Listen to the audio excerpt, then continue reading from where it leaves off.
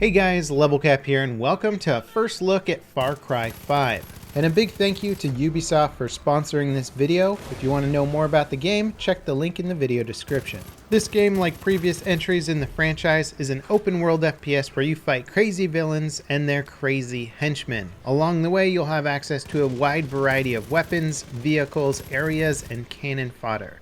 However, unlike previous entries in the franchise, Far Cry 5 takes place in America. You're up against a preacher and his congregation that goes by the name Eden's Gate, and they've taken over fictional Hope County, Montana. Its leader, Joseph Seed, and his 3 siblings control various areas in Hope County.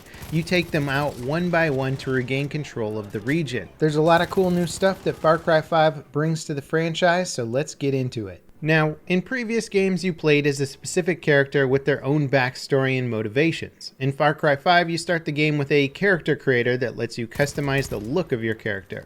You're pretty much a blank slate aside from being a rookie deputy of the local police force. You can play either as a man or a woman and have access to a ton of clothing and style options. And of course, you have the option of being somewhat of a lone wolf character, but Far Cry 5 features an expanded guns for hire / buddy system, letting you recruit random locals to your cause as followers. In addition to a variety of unique characters and animals, the random locals don't offer any sort of major boost to your character's abilities, but are plenty capable. The unique characters offer specialized weapons and perks. Each character also comes with their own set of quests and side missions that you can complete to help boost your resistance meter. The closer to full the resistance meter gets in an area, the closer you are to taking out that region's boss. Followers also have the additional perk in that they can help you get back up if you get knocked out, including animal companions.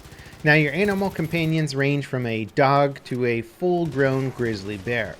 All AI companions can be commanded with simple prompts to take out specific enemies, follow you, or go to a waypoint of your choosing. The human companions can also drive you to objectives and waypoints. Against tough bosses, followers are a huge help. The ones that are capable of taking down enemies stealthily are particularly useful in missions where avoiding detection is key. That said, of course, all followers will still do their best to avoid detection until you're spotted.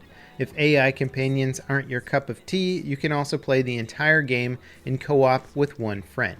Far Cry 5 also expands on the melee combat of the franchise, offering you more melee weapons to choose from than previous titles. I'm doing a video that goes over the primary weapons in the game, so be sure to stay tuned for that one. Now, this Far Cry is also the first game in the series with more than one main antagonist. Joseph Seed and his siblings each play an important role in the story and have unique interactions with you. Joseph calls himself the Father, and his 3 siblings, Jacob, John, and Faith, are called the Heralds. Jacob is a former military man who commands the cult's armed forces. John is a lawyer who uses his legal background to buy up most of the land in Hope County for Joseph. The final sibling, Faith, is a pacifist who uses her influence to gain the trust of potential cult members. All of the Seed siblings carry on the franchise's tradition of charismatic and complex villains whose ultimate goal isn't entirely clear at the start. While Eden's Gate claims to be protecting the residents of Hope County from the inevitable collapse of society, deep down they're really more of a doomsday cult that uses murder and violence to spread their message. The story starts with you attempting to arrest Joseph and quickly goes south from there. Familiar gameplay elements from the franchise make a return, like simple resource gathering and crafting, and a wide variety of ways to get around the map. That said, all of the side activities you'll come across are mostly combat-oriented, with very few radio tower style objectives to complete.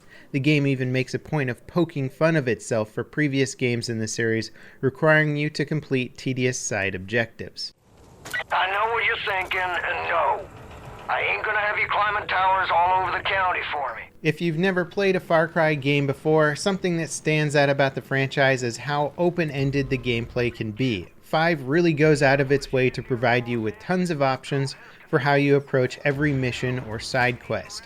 You can drop in from a helicopter or a plane on the roof of a building with a mounted machine gun and clear the area of hostiles. Or you can slowly progress through the same mission, picking enemies off one by one stealthily.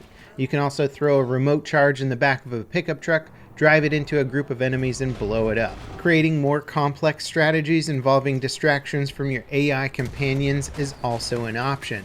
Really, the game lets you play it how you want to play it, and that's always been one of the biggest appeals of the Far Cry games in general. Far Cry 5's very unique setting and new features certainly inject a bit of adrenaline into the franchise right now, and it's a good time to check it out. That's pretty much it for the overview of Far Cry 5. Thanks again to Ubisoft for sponsoring this video, and stay tuned for my weapon overview video. I'll see you guys next time. This is Level Cap, signing off.